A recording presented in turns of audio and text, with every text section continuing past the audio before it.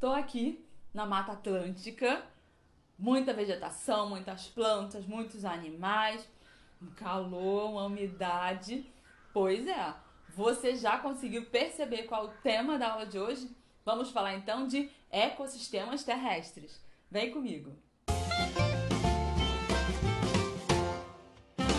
Olá! Eu sou a professora Rafaela Lima, professora de Ciências e Biologia, e você é muito bem-vindo aqui no canal Mais Ciências. A gente está em uma sequência, uma playlist de vídeos super interessantes chamada Organização dos Seres Vivos, dos átomos aos ecossistemas. E na aula passada você assistiu o vídeo de ecossistemas aquáticos. Não viu? Por favor, volta lá para você assistir, que a gente deu um passeio sobre vários ecossistemas aquáticos. Mas o tema de hoje vamos falar sobre ecossistemas terrestres, com ênfase nos ecossistemas brasileiros. Então, para você se situar do que a gente está falando, dá uma olhada nesse mapa do Brasil. Olha quantos ecossistemas a gente tem aí. A gente começa lá em cima, com o maioral, grandão aí, esse verdão. A gente está falando de Amazônia, de floresta amazônica. O segundo aí em tamanho, você vê aí em rosa o Cerrado. Aí nesse verdinho, esse verde mais claro, a gente tem a Mata Atlântica. Na costa, ao longo de todo o Brasil, temos o manguezal, que foi tema e participou da aula passada. Lá em cima no norte, esse mostarda, você tem a caatinga, e esse pontinho azul claro, a Mata dos Cocais. Mas no centro do Brasil, ali Mato Grosso do Sul, em roxo, a gente tem o Pantanal. E lá na ponta do Brasil, lá no sul, a gente tem em marrom o Pampas, ou Campos Sulinos. E nesse azul um pouco mais forte, a Mata das Araucárias. Mas a gente está falando de ecossistemas terrestres. Que conceito é esse? Ecossistemas, a gente está falando então de comunidades de seres vivos interagindo entre si, interações que podem ser positivas e negativas. Volta lá na aula de população e comunidade para você entender melhor. E essas comunidades interagindo com o meio, interagindo com o ambiente, com os fatores abióticos, como água, chuva, solo, luz, temperatura, pressão, muitos fatores aí. E aí a gente vai começar com quem? Com ela, a maior floresta tropical do mundo. Estamos falando de floresta amazônica. A imagem que a gente tem, geralmente aquela imagem de uma superfloresta com muitas árvores de grande porte, é verdade. Essas árvores acabam dificultando um pouco o crescimento das árvores menores, por fazer ali um dossel ali, dificultando a passagem da luz para as menores. Então realmente é uma imagem verdadeira. Muita água, né? Muitos rios. A Amazônia também é muito conhecida por esses rios, com Vitória Régia. São sim alguns símbolos da floresta amazônica. E também um outro símbolo é a imensa diversidade de seres. Diversidade de plantas, de animais. E quando a gente fala de animais, vem alguns nomes na nossa mente como onça, arara vermelha, arpia, que é um animal bem impressionante, tucanos, diversidade de anfíbios, de sapos, de pererecas, de rãs, de salamandra. Nesses rios, a famosa sucuri, aquela cobra muito grande, jacarés, botos, peixe-boi, fora a diversidade de peixes que a gente encontra aí nos rios da Amazônia. Então a diversidade vegetal e animal é imensa. E quanto a fatores abióticos, um muito marcante é a chuva. A gente falou já das águas dos rios, que já são muito marcantes, são muitos, mas a chuva é muita chuva. Muita chuva, em torno de 2.300 a 2.500 milímetros de chuva por ano. Chove quase todo dia, muita chuva mesmo. É uma característica marcante. Então traz, por consequência, muita umidade, porque é um local com temperaturas elevadas. Então, temperaturas elevadas e muita chuva, a umidade relativa no ar, a quantidade de partículas de água nesse ar é muito intensa. Isso é muito perceptível numa visita aí na Amazônia. E o solo da floresta amazônica, ele é curioso porque ele é um solo pobre. Porém, você fala, gente, mas como é que é um solo pobre e mantém tanta floresta assim, né? A queda, ele em si, a constituição dele não é rico em minerais, em nutrientes. Porém, essa queda constante desse material vegetal, da decomposição dos seres vivos, forma ali um humus, que então aduba esse solo. Porém, ele em si não tem tantos nutrientes assim. Então, isso é bem curioso, né? Como a Amazônia depende dela mesmo, de toda a sua vida para se manter. Então aí a gente entende a importância da manutenção dessa vida, do combate a esse desmatamento desenfreado, da preservação desse lugar. Fora que, além dessa grande biodiversidade, A preservação da Amazônia está ligada à preservação de todo o Brasil, do clima, de outros estados ao redor que são diretamente influenciados, têm seus climas influenciados pelo que acontece lá. Então você vê aí o quanto ela é importante, né? Mas nem só de florestas em terra firme se faz a floresta amazônica. A gente tem também, por exemplo, a mata do Igapó. A gente tem também a mata de várzea, que ela está ali periodicamente inundada, não passa por períodos de inundação e de cheias desses rios, o que muda bastante. Até mesmo a mata do Igapó, que fica num ambiente de inundação por muito tempo. Muitas espécies vegetais aquáticas vivendo nessas regiões. Então, assim, nem só terra firme a gente vai ter nessa floresta amazônica, né? E aí a gente já pode, depois desse leve passeio pela floresta amazônica, a gente já pode ir para o segundo maior ecossistema desse Brasil, também chamado de bioma. Estamos falando dele, do Cerrado. O Cerrado é um dos 2 hotspots brasileiros. Hotspot, né, do inglês pontos quentes, é uma terminação aí na área da ecologia que se refere a um local que tem muita biodiversidade, muito endemismo, ou seja, espécies que só ocorrem naquela região, mas que tem sofrido muita perda de hábitat, muita perda de vegetação. Então a gente tem aqui no Brasil os 2 hotspots, estamos falando de Cerrado, estamos falando de Mata Atlântica. Então o Cerrado, dá uma olhada aí no mapa, você vê que ele ocupa uma extensão muito grande no Brasil, né? Ele vai quase que de uma ponta a outra aí. Presente em 12 estados brasileiros, como você pode bem olhar. Também conhecido como savana brasileira, mas nem só dessa aparência de savana vive o Cerrado. O Cerrado ele tem uma coisa muito impressionante, que a gente chama de fitofisionomias, fito de planta. A gente vai ter pelo menos 11 fitofisionomias diferentes. Não dá para imaginar o Cerrado como, pá, é isso, é uma coisa só. Não. Dependendo do lugar onde você tá, ele vai ter características vegetais diferentes. Então, quando a gente fala de fitofisionomia, falei que ele tem 11, mas a gente acaba dividindo em 3 grupões: florestal, savânica e campestre. Dá uma olhada aí. Você vê que quando a gente fala de florestal, a gente está falando realmente de tipos de vegetação com predominância de espécies arbóreas, com essa coisa do dossel contínuo, essa copa das árvores contínuas, como você vê essa caracterização aí.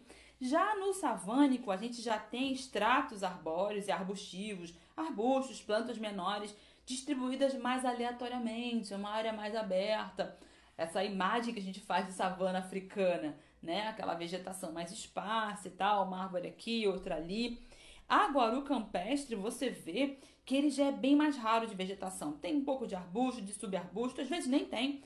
E uma característica também é a porção rochosa, o afloramento rochoso que aparece aí, como você vê no campestre. Mas a diversidade de seres vivos no Cerrado é muito grande. E eu quero destacar para vocês a diversidade de frutas. São mais de 20 tipos de frutas. A gente tem aí cereja do Cerrado, gabiroba, jatobá, pequi, que é bem famoso, né, do Cerrado, mangaba, murici, além de outras que eu, por exemplo, sou do Sudeste do Rio de Janeiro, conheço, que já foram trazidas, como cajamanga, graviola, genipapo, buriti, fora outras. A gente teria aí um vídeo à parte só falando de frutas do Cerrado, né? Mas além e aí da vegetação, que é muito diversa, e com esse símbolo famoso do Cerrado, essas árvores, né, com esses troncos retorcidos, é interessante chamar a atenção para uma condição curiosa do Cerrado, que são as queimadas naturais. Em algumas regiões dessas queimadas naturais, elas acontecem e é interessante pelo fato de que essas vegetações, uma série de plantas têm adaptações e até uma relação já de dependência desse fogo, dessa queimada. Então, como eu te disse, é uma queimada natural. E essas árvores, elas têm esse tronco retorcido, isso é interessante porque as gemas de rebrota, elas já ficam na lateral, o que favorece essa volta. Cascas muito grossas, tolerantes a esse calor. Raízes mega profundas, muitas delas 15, 20, 30 metros. A parte superior pode estar aparentemente morta, mas não. Aquelas raízes estão se espalhando e buscando essa água.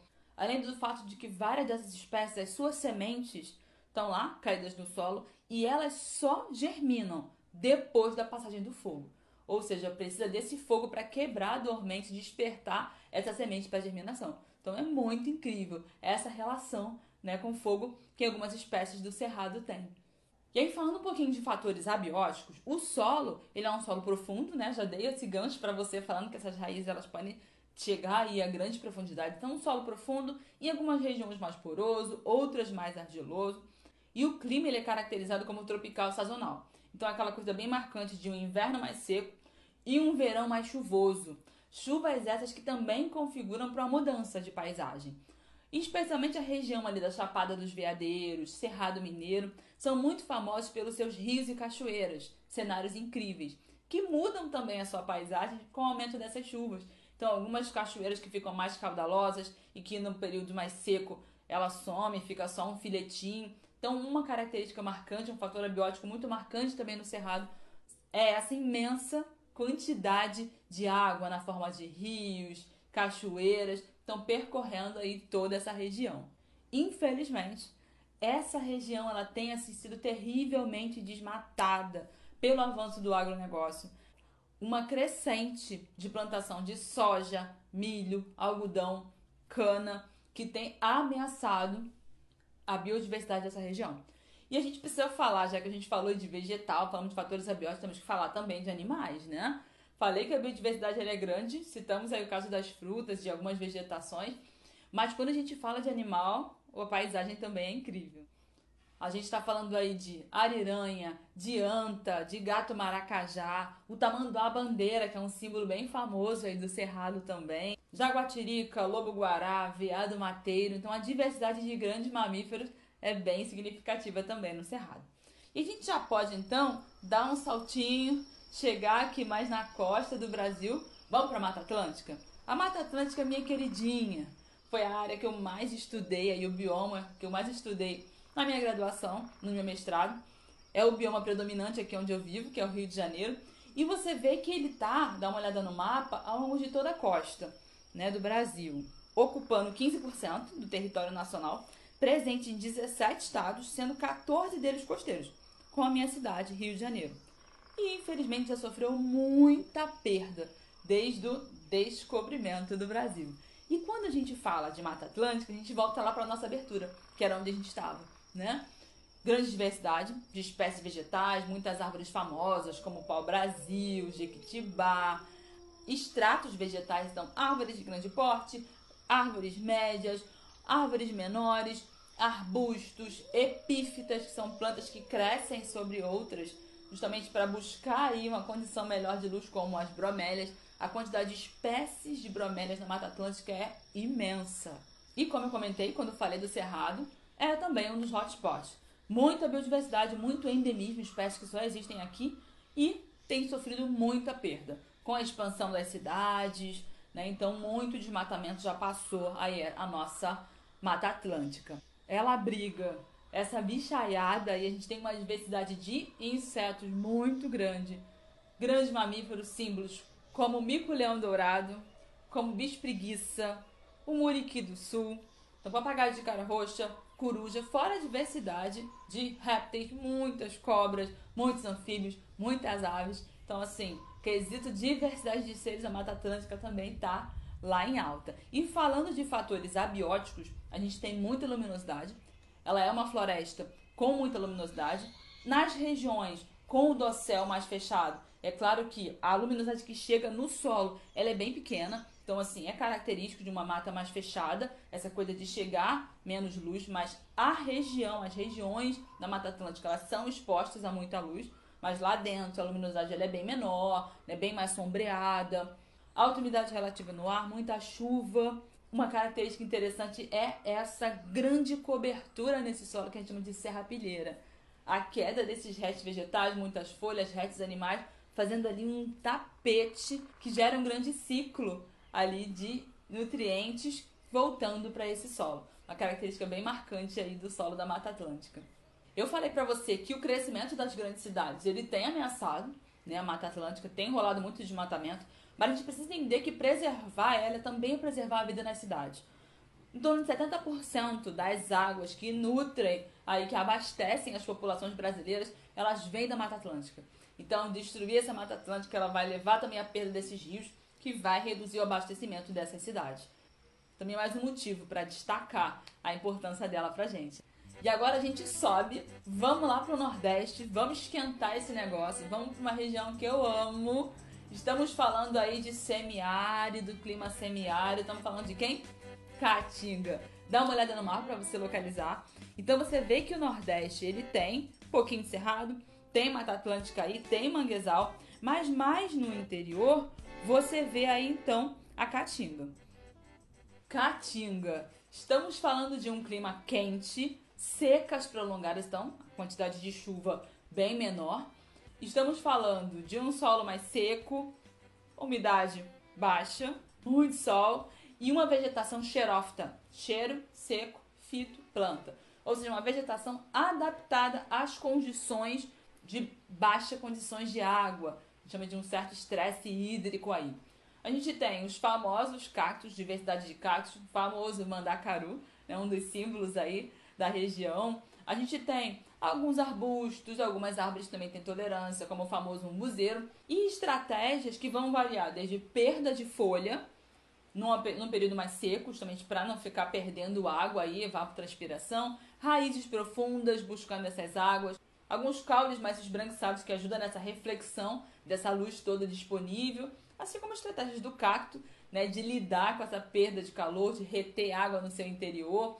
Então, estratégias de adaptação a esse ambiente que é muito característico. Vale destacar que essa aparência, né, morta, que para algumas pessoas a Caatinga tem, isso é uma questão de período. Nos períodos de chuva, que claro, são bem menores do que em outras regiões, mas nesses períodos de chuva, a aparência da Caatinga muda completamente. Ela fica toda verdinha, parece que é realmente um outro lugar. Então é realmente uma adaptação às condições de seca que são muito comuns e muito prolongadas em algumas porções aí do Nordeste. O solo da Caatinga, ele é um solo proporcionalmente mais raso comparado com outros. Ele é rico em minerais, mas é pobre em matéria orgânica, né? Até considerando a escassez de vegetação que a gente encontra no local. E a gente ainda aí circulando aí no Nordeste, a gente vai ali para a pontinha, para a Mata dos Cocais. Dá uma olhada no mapa. Viu aí? A Mata dos Cocais, ela é uma zona de transição, que ela tem influência e um pouquinho aí de peculiaridades tanto da floresta amazônica, quanto do cerrado, quanto da Caatinga. E aí, como ela se caracteriza aí, né, os cocais. Quem são esses cocais? A gente está falando de palmeiras, de carnaúba, de babaçu, de buriti. São árvores, são vegetações ricas em óleos, então tem um forte apelo comercial na região, para a indústria de cosméticos, para a indústria de diferentes produtos aí. Ele vai ter 3 diferentes climas, justamente por ele estar nessa transição.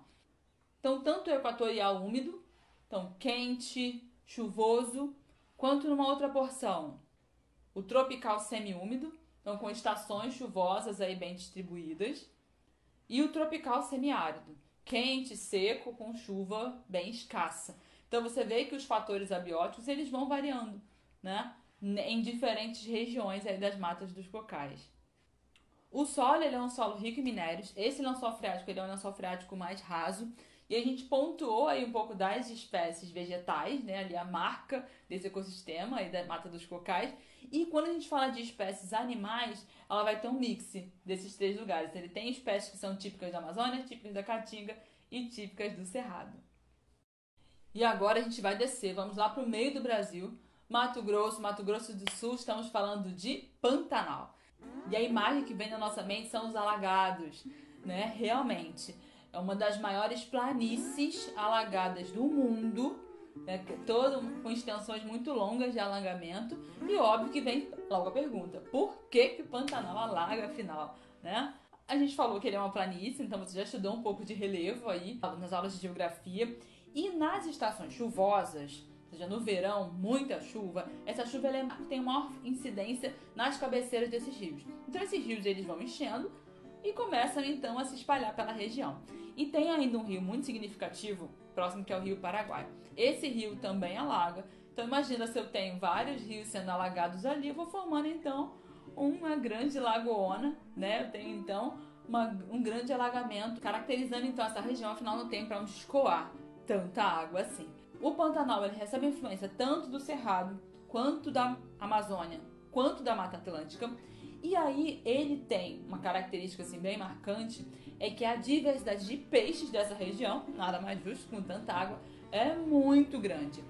A biodiversidade é rica, tem quase 5.000 espécies registradas nessa região, porém a de peixes ela é mais significativa. Temos os famosos pacu, tuvira, dourado, pintado, caxará, cascudo, são espécies bem famosas aí nessa região.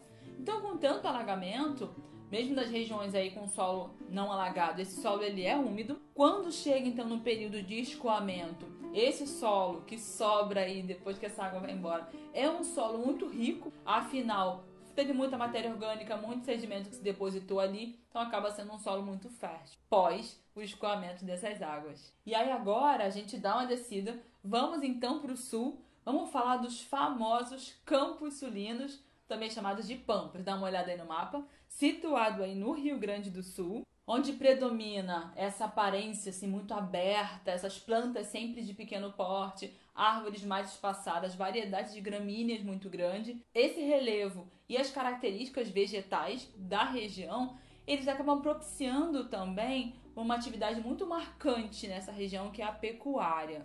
Muito gado nessa região, que acaba também levando à perda de hábitats também, justamente por essa ocupação. Tem uma menor biodiversidade comparada com os outros, isso é bem expressivo, mas foi registrado pelo menos umas 3.000 espécies de vegetais nessa região. Então é bastante também, né? Mas comparado com uma Mata Atlântica, claro que a gente, né? O Pampas ele perde. E quanto aos fatores abióticos, a temperatura média ela é bem mais baixa do que os outros. Então a gente vai ter uma média de 18 graus, chegando no inverno a temperaturas muito baixas, até uma geada. E mesmo nesse verão a temperatura ela sobe, mas também não fica tão expressiva assim. Então uma característica dessa região, temperaturas mais baixas. E estações bem definidas, as 4 estações bem definidas, o que não ocorre em boa parte do Brasil. E quanto aos animais dos Pampas, a gente tem alguns mamíferos maiores, mas a gente tem que dar um destaque na diversidade de aves da região. Então a gente tem aí tia-sangue, anu vermelho, sabiá do campo, pica-pau do campo, saíra, jacu, macuco, como espécies aí conhecidas e relevantes dessa região. E aí agora, ainda no sul, pra gente fechar, a gente tem que falar desse ecossistema, que ele é um ecossistema associado aí à Mata Atlântica, que é a Mata da Araucária. Dá uma olhada na imagem. Essa formação vegetal, ela é característica justamente pela presença dessa espécie vegetal, de nome Araucária angustifolia, o nome científico, também chamada de pinheiro do Paraná, ou araucária. Ela é uma gimnosperma, ou seja, aquele grupo vegetal de plantas que tem semente, mas não tem frutas nem flores. E os fatores abióticos desse ecossistema ali da Mata das Araucárias é chuva o ano inteiro, temperaturas mais baixas, então assim, podendo chegar a um frio muito intenso, uma temperatura muito baixa no inverno, e com o verão aí razoavelmente quente. Então, para a população local, há uma relação muito afetiva também com a culinária, utilizando o pinhão, né, que vai ser originário aí da Mata da Araucária. E uma espécie animal que a gente tem que dar um destaque nessa região é a gralha azul. A gralha azul, ela tem uma relação muito importante na distribuição da araucária na região. Então tem uma relação aí forte entre a gralha azul e a araucária. Então a gente fez aí um passeio nos ecossistemas brasileiros, fomos aí norte a sul desse país e fechamos então o nosso vídeo. Espero que você tenha curtido bastante, então não deixa de se inscrever aqui no canal Mais Ciências, indicar esse vídeo aí para os seus amigos e me segue também na rede social, @maiscienciasrafaela no Instagram, no Facebook, Rafaela Lima Mais Ciências. Tchauzinho!